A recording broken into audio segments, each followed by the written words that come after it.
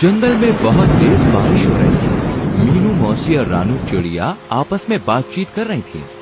मीनू मौसी, जंगल में 3 दिन से लगातार बारिश हो रही है। अब तो इस बारिश को बंद हो जाना चाहिए। तुम सही कह रही हो रानू, लगातार हो रही बारिश से सभी बहुत ज्यादा परेशान हैं और चिंतित भी। मैं जरा जंगल का एक चक्कर लगा कर आती हूँ। इतना बोलकर रानू चिड़िया बारिश के बीच उड़ने लगी। रानू चिड़िया उड़ते हुए कुछ ही दूर गई थी कि तभी उसकी नजर एक बकरी के बच्चे पर पड़ी, जो कि बारिश में भीगता हुआ कांप रहा था। अरे ये बकरी का बच्चा तो ठंड में कांप रहा है। लगता है ये अपने घर का रास्ता भूल गया है। रानू चिड़िया ने इतना कहा ही था कि तभी रानू चिड़िया की नजर उस बकरी के बच्चे से थोड़ी दूर खड़े हुए एक पेड़ के पास एक भेड़िए पर पड़ी। ये भेड़िया तो हमारे जंगल का मालूम नहीं होता, ये तो किसी दूसरे जंगल का लगता है। रानू चिड़िया उड़ते हुए भेड़िए के पास पहुंच गए। कौन हो तुम? मैं अपने जंगल के सभी प्राणियों को जानती हूँ। तुम तो इस जंगल के नहीं लगते। तुम सही कह रही हो, मैं इस जंगल का नहीं हूँ। मैं इस जंगल से गुजर रहा था कि तभी बारिश शुरू हो गई। बारिश से बचने के लिए मैं इस जंगल में रुक गया। जब बारिश बंद हो जाएगी तो मैं चला जाऊंगा। ठीक है। इतना बोलकर रानू चिड़िया उस बकरी के बच्चे के पास जाकर बोली, तुम यहाँ पर क्या कर रहे हो? तुम्हारी माँ कहाँ है और तुम्हारा नाम क्या है? मेरा नाम गोलू है। मैं बारिश में खेल रहा था, मगर खेलते खेलते बहुत दूर निकल आया और घर का रास्ता भूल गया। इतना बोलकर गोलू रोने लगा। तुम चिंता मत करो, मैं तुम्हें तुम्हारे घर ले जाऊंगी। मेरी माँ मना कर रही थी, लेकिन मैंने उनकी बात नहीं मानी। तुम्हें अपनी माँ की बात माननी चाहिए थी। चलो मेरे साथ। रानू चिड़िया गोलू को लेकर कुछ ही दूर चली थी कि तभी गोलू की माँ गोलू को ढूंढते हुए वहाँ पर आ गई। तुम कहाँ चले गए थे गोलू? तुम्हें पता है मैं कितनी परेशान हो गई थी। अपनी माँ को देखकर गोलू खुश होते हुए बोला, मैं आपकी अब हमेशा बात मानूंगा माँ।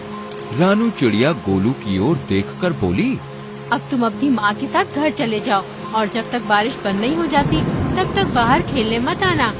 गोलू अपनी माँ के साथ चला गया और रानू चिड़िया उड़ते हुए मीनू मौसी के पास जाकर सारी घटना बताने लगी। रानू चिड़िया की बात सुनकर मीनू मौसी बहुत गहरी सोच में डूब गई। मीनू मौसी, आप इतनी गहरी सोच में क्यों डूब गयी? कहीं वो भेड़िया उस मासूम बकरी के बच्चे को नुकसान पहुँचाने की तो नहीं सोच रहा था ना? अरे नहीं मीनू मौसी, वो भेड़िया तो खुद डरा सहमा पेड़ के नीचे खड़ा हुआ था। बारिश बंद होने के बाद वो चला जाएगा। अगले दिन बारिश थम गई। रानू चिड़िया धूप का आनंद ले रही थी कि तभी मोनू चिड़िया वहाँ पर आकर रानू चिड़िया से बोली, अरे रानू, तुम यहाँ आकर बैठ गई हो और वहाँ पर बेचारी एक बकरी फूट फूट कर रो रही है। कौन सी बकरी फूट फूट कर रो रही है? मुझे नहीं पता। वह बेचारी अपने बच्चे को ढूंढती फिर रही है। उसका कहना है कि उसका बच्चा कल रात से घर से लापता है। चलो मेरे साथ। रानू चिड़िया मोनू चिड़िया के साथ तुरंत वहाँ पर चली गई। उसने देखा वह बकरी गोलू की माँ थी। रानू चिड़िया उसके पास जाकर बोली, क्या हुआ? तुम रो क्यों रही हो? कल मैं अपने गोलू को घर पर ले गई थी। सुबह जब मेरी आँख खुली तो वो घर से गायब था। मैंने पूरा जंगल छान मारा मगर वो कहीं नहीं मिला। तुम घबराओ मत, मैं अभी उसे तलाश करती हूँ। रानू चिड़िया गोलू को ढूंढने लगी। तभी उसकी नजर एक पेड़ के नीचे उसी भेड़िए पर जा पड़ी, जो कि आराम से लेटा हुआ था। रानू चिड़िया उस भेड़िए के पास जाकर बोली, क्या तुमने एक बकरी के बच्चे को कहीं देखा है? वही बकरी का बच्चा जो कल बारिश में भीग रहा था। मैंने किसी बकरी के बच्चे को नहीं देखा। वैसे तो तुम कह रहे थे कि बारिश होने के बाद तुम यहाँ से चले जाओगे। हाँ हाँ, चला जाऊंगा। तुम तो ऐसे बोल रही हो जैसे कि इस जंगल की राजा हो और यहाँ पर तुम्हारा ही अधिकार चलता है। अरे मेरी जब मर्जी होगी मैं यहाँ से चला जाऊंगा। रानू चिड़िया अपने मन ही मन में बोली, मुझे तो इस भेड़िए पर शक हो रहा है। मुझे जंगल के राजा शेर से इसकी शिकायत करनी होगी। रानू चिड़िया जंगल के राजा शेर के पास चली गई और सारी घटना बताती हुई बोली, मुझे उस भेड़िए पर शक हो रहा है। तभी शेर क्रोधित होकर रानू चिड़िया से बोला, इसका मतलब वो भेड़िया सही बोल रहा था। तुम हमेशा जंगल के प्राणियों के खिलाफ मेरे कान भरती रहती हो। ये आपको क्या हो गया महाराज? तभी रानू चिड़िया ने देखा वो भेड़िया गुफा के दूसरे हिस्से से निकलकर गोलू के साथ वहाँ पर आकर शेर के सामने खड़ा हो गया। रानू चिड़िया हैरत से इस दृश्य को देखने लगी। महाराज, जब मुझे पता चला कि ये बकरी का बच्चा कल से गायब है तो मैं जंगल में उसकी तलाश के लिए निकल गया। मगर मैं जानता था कि ये रानू चिड़िया मेरे खिलाफ आपके कान जरूर भरने आएगी, इसलिए मैंने आपको पहले ही सब कुछ बता दिया था। महाराज, इस रानू चिड़िया के कारण ही दूसरे जंगल का कोई भी प्राणी आपके जंगल में नहीं आता। शेर रानू चिड़िया की ओर देखकर बोला, और तुम कह रही थी कि इस भेड़िए ने बेचारी बकरी के बच्चे को मार डाला, मगर ये तुम्हारे आने से पहले ही इसे यहाँ सही सलामत ले आया। तुम्हें अब सजा मिलेगी, तुम्हें जेल में डाल दिया जाएगा।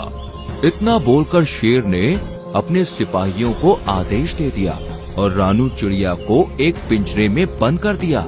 शेर भेड़िए की ओर देखकर बोला, तुम्हारी जब तक मर्जी हो तुम यहाँ पर रह सकते हो। भेड़िया खुश होकर वहाँ से चला गया।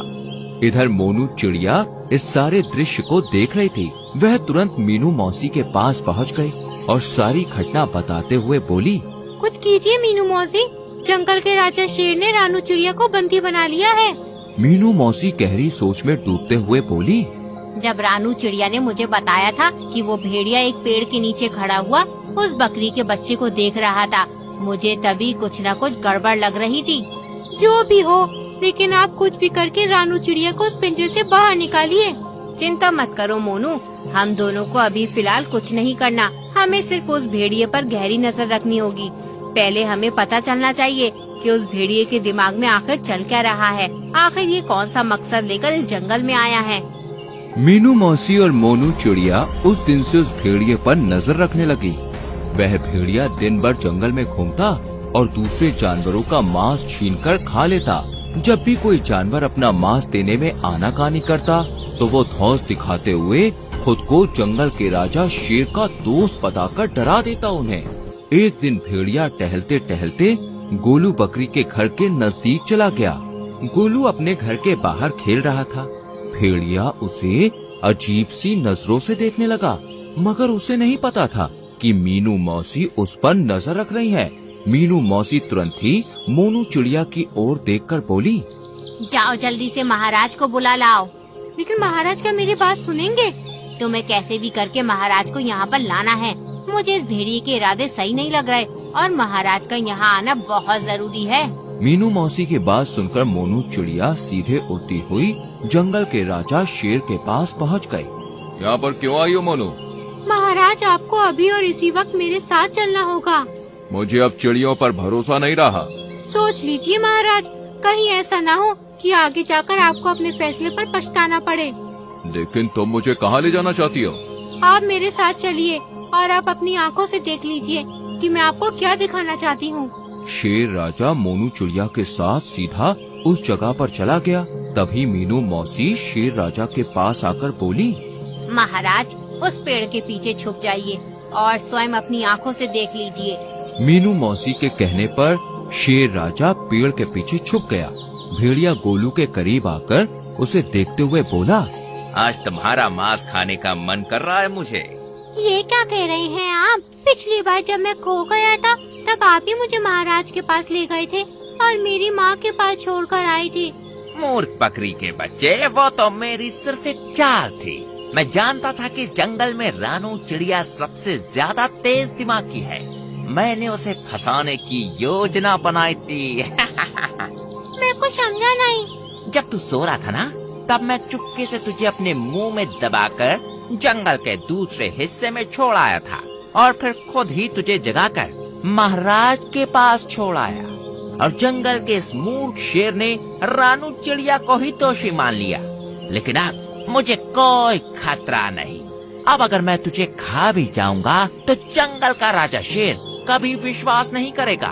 तुझे खाने के बाद मैं जंगल में अपनी मनमानी शुरू कर दूंगा। इतना बोलकर भेड़िया गोलू बकरी के बच्चे के ऊपर हमला करने वाला था कि तभी शेर दहाड़ता हुआ वहाँ पर आ गया।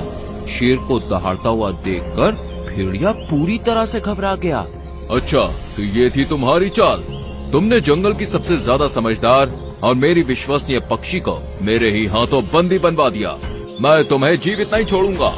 इतना बोलकर शेर ने भेड़िए को उसी समय मार दिया। और मीनू मौसी की ओर देखकर बोला, मुझे क्षमा कर दो मीनू मौसी, मुझसे गलती हो गई। कोई बात नहीं महाराज, वो भेड़िया बहुत ही ज्यादा चतुर था और उसने अपनी चतुराई का फायदा उठाकर आपकी आंखों में विश्वास की पट्टी बांध दी थी। शेर राजा ने रानू चिड़िया को आजाद कर दिया, लेकिन इस बार सबकी हीरो मीनू मौसी बन गई।